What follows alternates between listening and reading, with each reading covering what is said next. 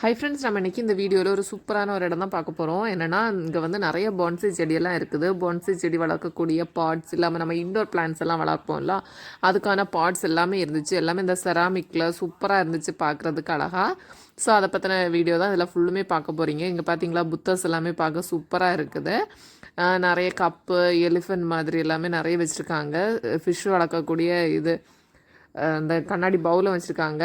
இதை வந்து என்னென்னா, நம்ம வந்து இந்த கொஞ்சம் அந்த பாசி அதெல்லாம் வச்சு, அதுக்கு நேம் எனக்கு மறந்து போச்சு. அந்த மாதிரி செடி நட்டுறதுக்காக தான் வச்சுருக்காங்க.